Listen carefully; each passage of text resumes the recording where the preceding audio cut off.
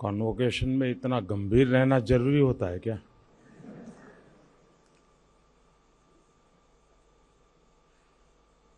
काफी सूचनाएं दी गई ऐसा लग रहा है।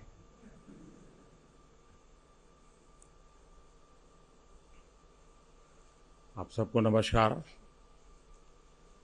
कार्यक्रम में हमारे साथ उपस्थित यूपी के मुख्यमंत्री योगी आदित्यनाथ जी, डॉक्टर के राधाकृष्णन जी, प्रोफेसर अभय करंदीकर जी, आईआईटी कानपुर के प्रोफेसर्स, सभी स्टूडेंट्स, अन्य महानुभाव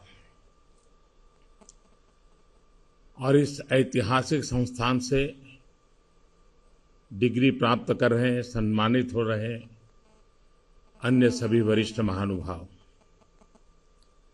आज कानपुर के लिए दोहरी खुशी का दिन है।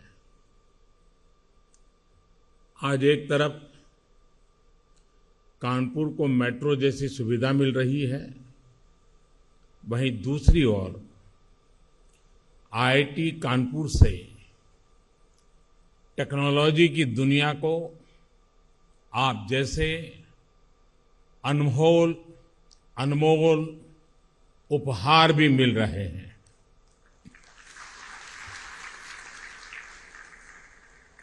मैं अपने हर युवा साथी को ढेरों शुभकामनाएं देता हूं।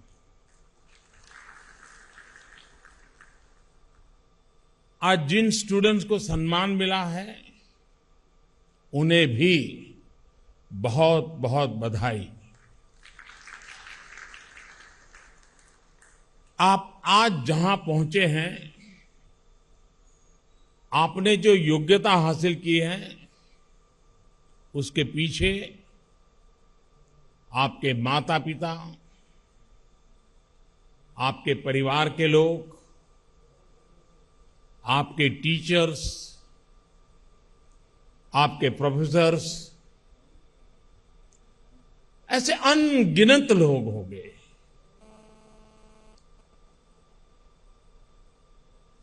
उन सब की बहुत मेहनत रही है, कुछ न कुछ योगदान रहा है।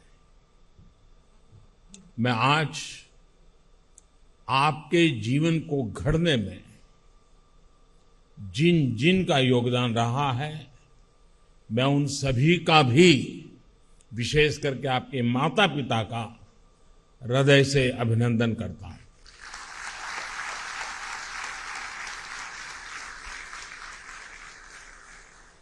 साथियों, आपने जब आईआईटी कानपुर में प्रवेश लिया था और अब जब आप यहां से निकल रहे हैं,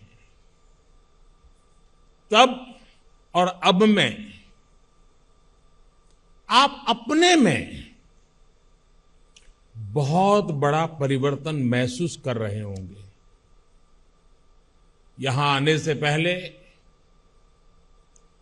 एक फियर ऑफ अननोन होगा, एक क्वेरी ऑफ अननोन होगी।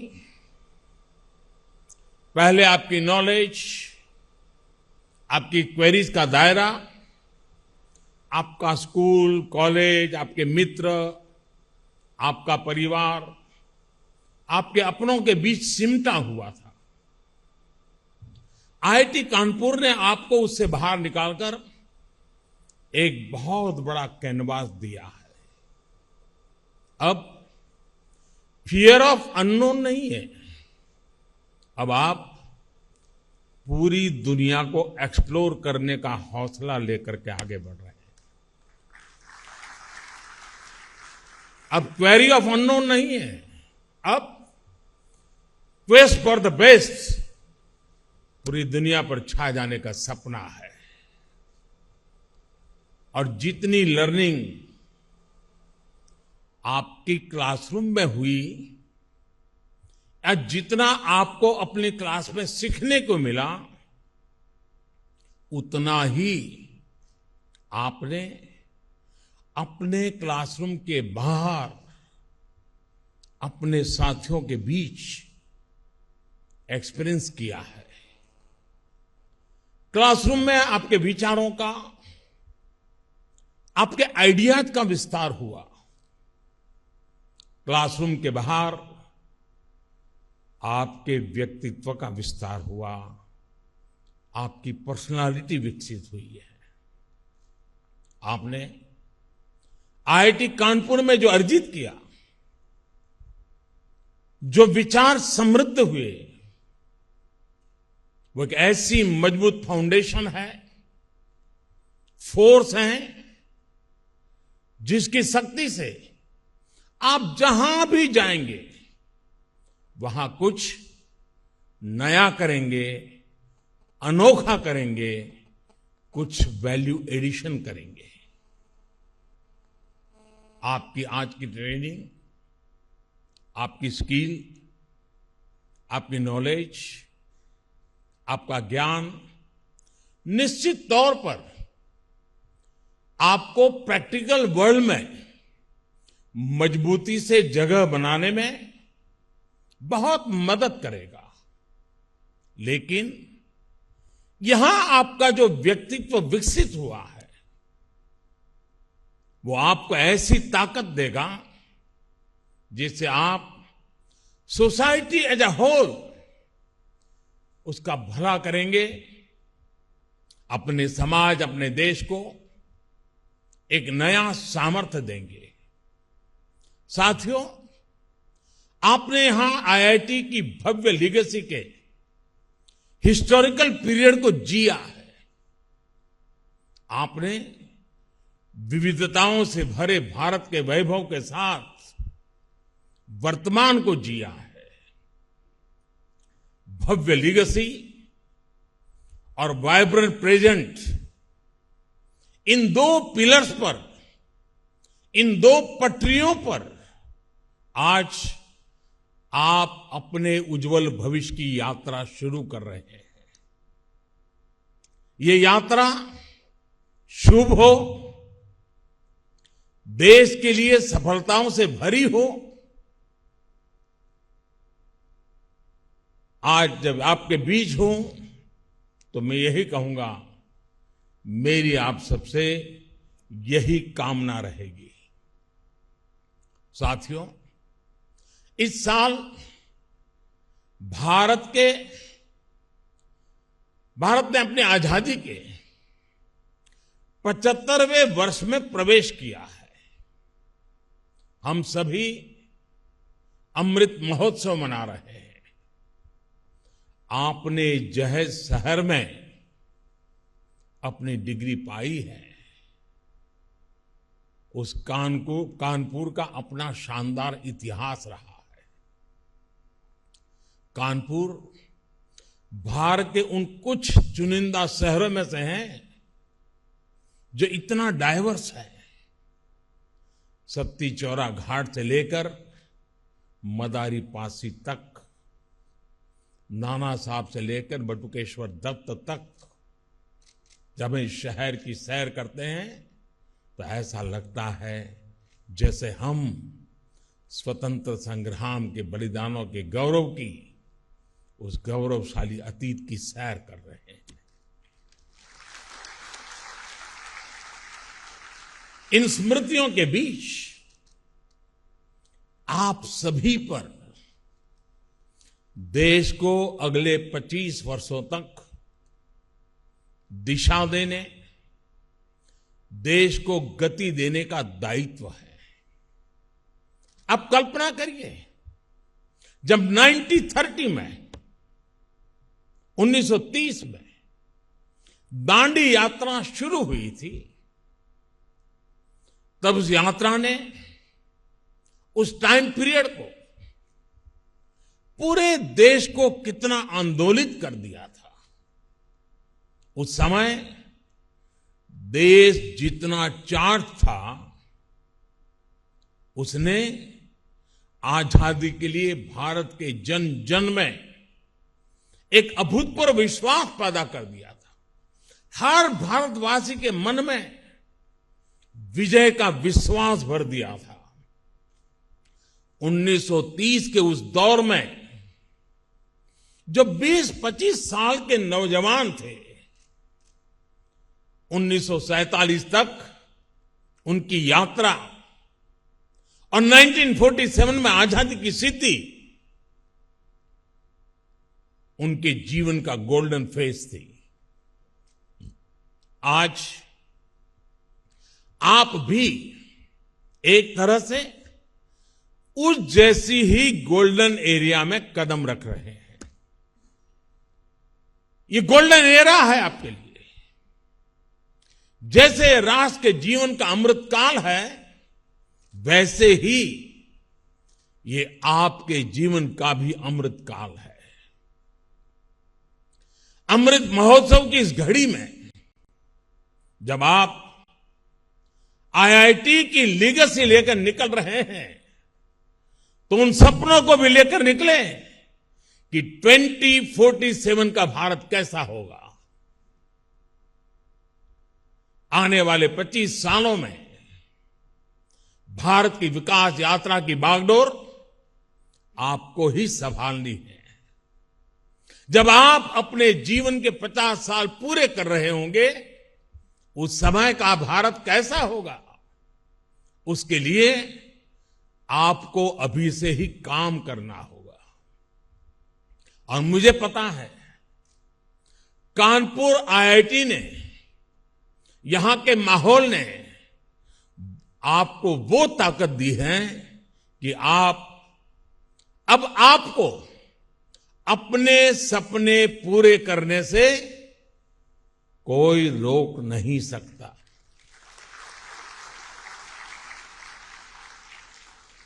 ये दौर, ये 21वीं सदी पूरी तरह टेक्नोलॉजी ड्रिवन है। इस दशक में भी टेक्नोलॉजी अलग अलग क्षेत्रों में अपना दबदबा और बढ़ाने वाली है। बिना टेक्नोलॉजी के जीवन अब एक तरह से अधूरा ही होगा। ये जीवन और टेक्नोलॉजी की स्पर्धा का युग है और मुझे विश्वास है कि इसमें आप जरूर आगे निकलेंगे। आपने अपनी जवानी के इतने महत्वपूर्ण वर्ष टेक्नोलॉजी का एक्सपर्ट बनने में लगाए हैं। आपके लिए इससे बड़ा अवसर और क्या होगा। आपके पास तो भारत के साथ ही पूरे विश्व में टेक्नोलॉजी के क्षेत्र में योगदान करने का बहुत बड़ा अवसर है। साथियों, हमारी आईआईटीज तो हमेशा टैलेंट और टेक्नोलॉजी की इंक्यूबेशन सेंटर रही है और आईआईटी कानपुर की तो अपनी एक अलग ही रेपुटेशन रही है।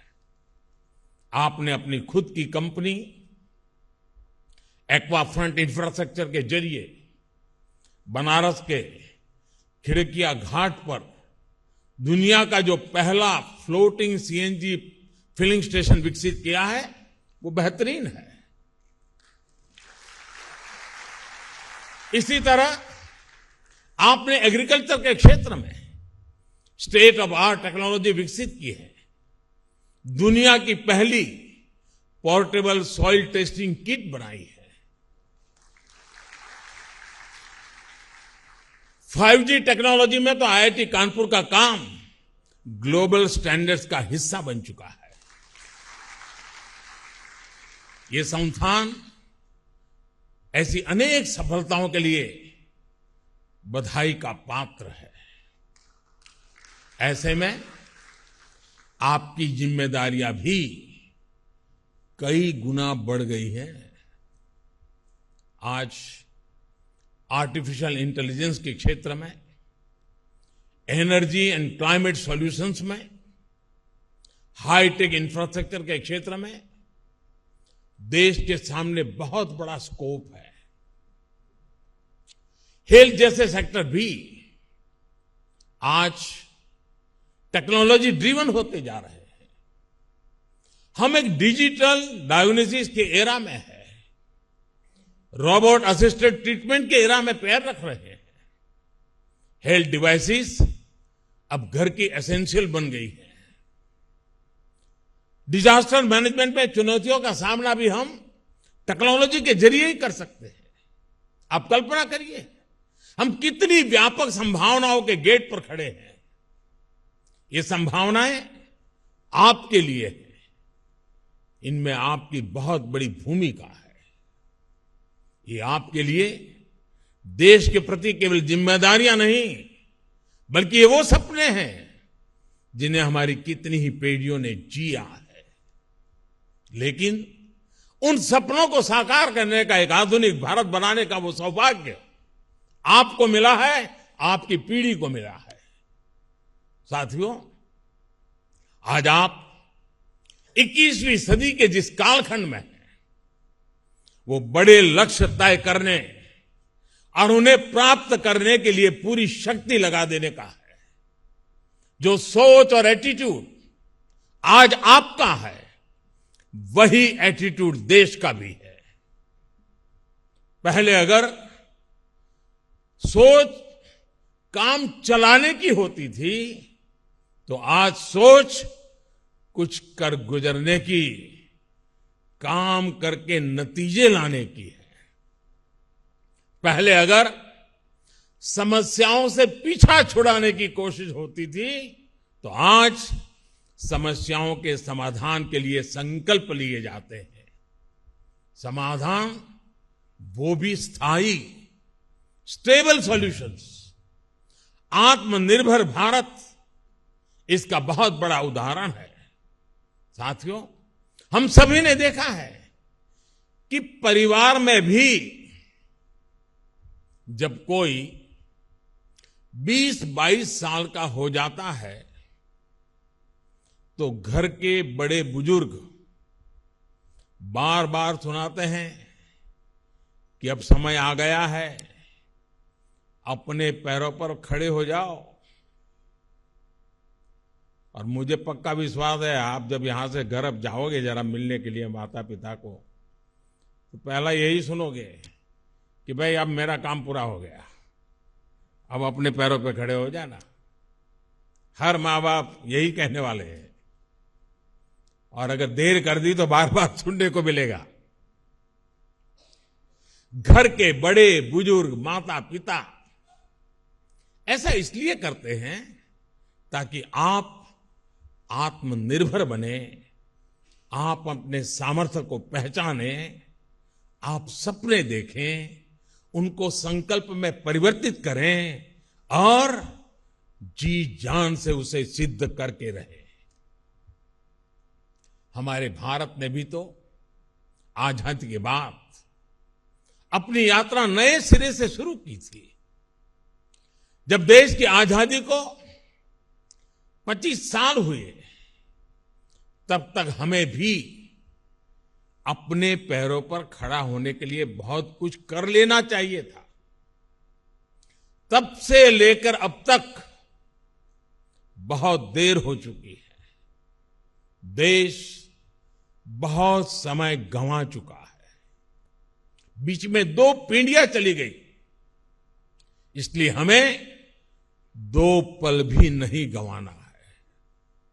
साथियों, मेरी बातों में आपको अधीरता नजर आ रही है, और बहुत स्वाभाविक है कि आपको अधीरता लगती भी होगी। लेकिन मैं चाहता हूं, और जब आज कानपुर की धरती पर आपके बीच में आया हूं, तो मेरा मन करता है आप भी इसी तरह आत्मनिर्भर भारत के लिए अधीर बने। आत्मनिर्भर भारत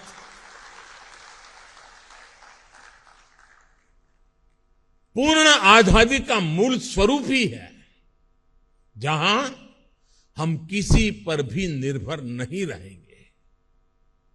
स्वामी विवेकानंद ने कहा था, Every nation has a message to deliver, a mission to fulfill, our destiny to reach. यदि हम आत्मनिर्भर नहीं होंगे तो हमारा देश अपने लक्ष्य कैसे पूरे करेगा, अपनी डेस्टिनी तक कैसे पहुंचेगा। साथियों, आप ये कर सकते हैं, मेरा आप पर भरोसा है। और मैं जब आज इतनी बातें कह रहा हूं, इतनी चीजें कर रहा हूं, तो मुझे उनमें आपका चेहरा नजर आता है। आज देश में जो एक के बाद एक बदलाव हो रहे हैं, उनके पीछे मुझे आप ही का चेहरा नजर आता है। आज जो लक्ष्य देश तय कर रहा है, उसकी प्राप्ति की शक्ति भी देश को आपसे ही मिलेगी। आप ही हैं जो ये करेंगे और आपको ही करना है।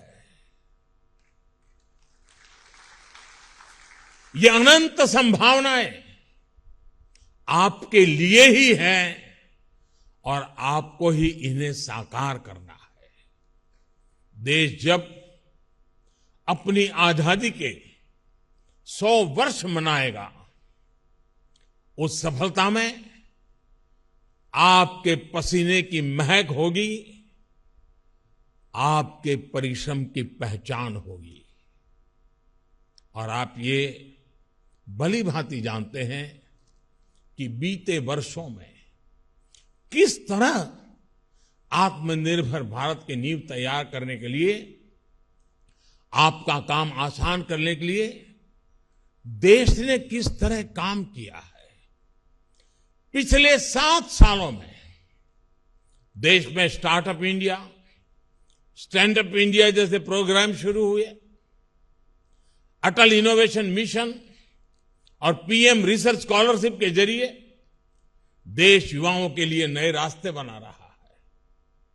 नेशनल एजुकेशन पॉलिसी के साथ फ्यूचरिस्टिक टेम्परामेंट की नई पीढ़ी को तैयार करने की शुरुआत हो रही है। ईज ऑफ डूइंग बिजनेस को सुधारा गया, पॉलिसी ब्लॉकेज दूर किए गए। इन प्रयासों के परिणाम इतने कम समय में आज हमारे सामने है। आजादी के इस 75वें साल में हमारे पास 75 से अधिक यूनिकॉर्न्स है, 50,000 से अधिक स्टार्टअप है। इनमें से 10,000 स्टार्टअप तो केवल पिछले 6 महीनों में आए हैं। आज भारत दुनिया का दूसरा सबसे बड़ा स्टार्टअप हब बनकर उभरा है। कितने स्टार्टअप्स तो हमारी आईआईटीज के युवाओं ने ही शुरू किए हैं। अभी हाल ही के एक रिपोर्ट के मुताबिक भारत दुनिया के कई विकसित देशों को पीछे छोड़कर तीसरा सबसे बड़ा यूनिकॉर्न कंट्री बन गया है। साथियों, आजकल ग्लोबलाइजेशन की बात होती है, उसके पक्ष विपक्ष पर भी बात होती है, लेकिन एक बात पर कोई विवाद नहीं है। कौन भारतीय नहीं चाहेगा कि भारत की कंपनियां ग्लोबल बने, भारत के प्रोडक्ट ग्लोबल बने। जो आईआईटीज को जानता है, यहां के टैलेंट को जानता है, यहां के प्रोफेसर्स की मेहनत को जानता है, वही विश्वास करता है ये आईआईटी के नौजवान जरूर करेंगे। और मैं आज आपको ऐसे प्रोफेशनल्स को ये भी भरोसा देना चाहता हूं कि सरकार हर तरीके से आपके साथ है। साथियों, एक और जरूरी बात हम सबको याद रखनी है। आज से शुरू हुई यात्रा में आपको सहूलियत के लिए शॉर्टकट भी बहुत लोग बताएंगे, लेकिन मेरी सलाह होगी कि आप कंफर्ट और चैलेंज में अगर चुनना है तो मैं आग्रह करूंगा, कंफर्ट मत चुनना, चैलेंज जरूर चुनना। क्योंकि आप चाहें या न चाहें, जीवन में चुनौतियां आनी ही है। जो लोग उनसे भागते हैं वो उनका शिकार बन जाते हैं। But if you are looking for challenges, you are the hunter and the challenge is the hunted. इसलिए आपको एक ऐसा इंसान बनना है जो प्रॉब्लम्स को तलाशता है और अपने मुताबिक, अपनी चॉइस से उनको ये सॉल्यूशंस निकालता है। फ्रेंड्स, आप सभी स्टूडेंट्स आईआईटी के फाइनेस्ट टेक माइंड्स हैं। You all eat, drink, breathe technology. आप लगातार इनोवेशन में ही लगे रहते हैं। फिर भी इन सब के बीच मेरा आपसे एक आग्रह भी है। टेक्नोलॉजी की अपनी ताकत होती है, उसमें कोई बुराई नहीं, और ये आपका पैशन भी है।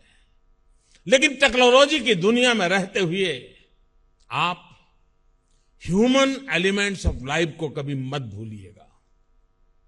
आप अपने स्वयं के रोबोट वर्जन कभी नहीं बनिएगा।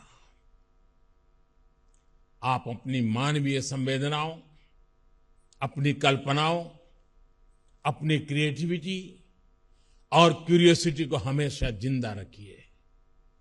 अपने जीवन में उन चीजों को भी महत्व दीजिएगा जो जरूरी नहीं कि हमें टेक्नोलॉजी की मदद से ही मिलती हो। आप इंटरनेट ऑफ थिंग्स पर जरूर काम करिएगा, लेकिन इमोशन ऑफ थिंग्स को भूल मत जाइएगा।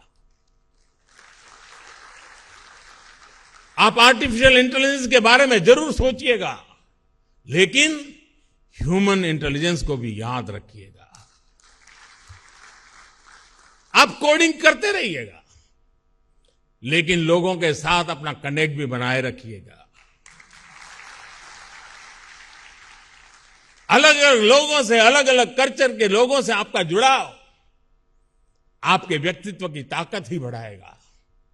ये नहीं होना चाहिए कि जब इमोशन दिखाने की बात आए तो आपका मस्तिष्क करे HTTP 404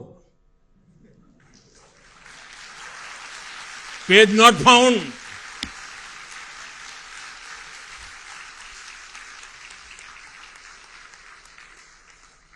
जब बात शेयरिंग की हो, शेयरिंग ऑफ जॉय और काइंडनेस की हो, तो कभी कोई पासवर्ड नहीं रखिएगा। खुले दिल से लाइफ को एंजॉय करिएगा।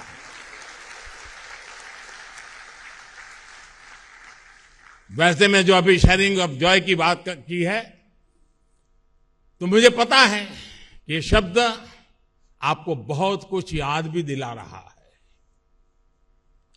सागर ढाबा,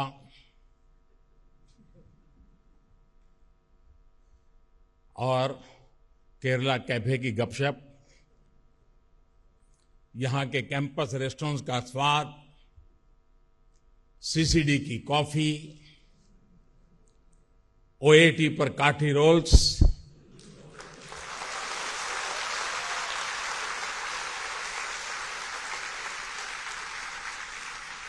और एमटी पर चाय और जलेबी,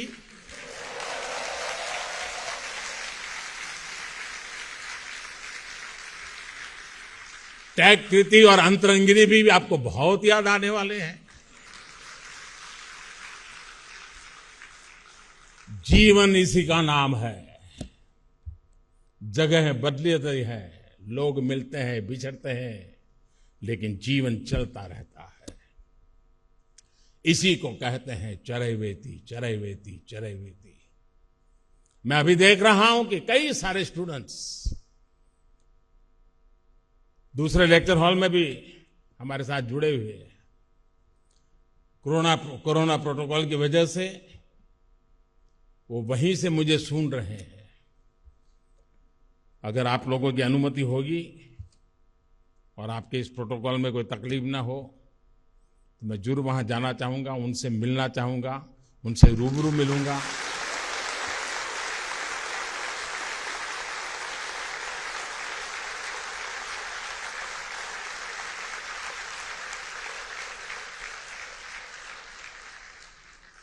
आप अपने कैरियर में सफल हो, आपकी सफलता देश की सफलता बने, इसी कामना के साथ मैं अपनी बात समाप्त करता हूं। आप सभी को एक बार फिर बहुत बहुत शुभकामनाएं देता हूं। बहुत बहुत धन्यवाद।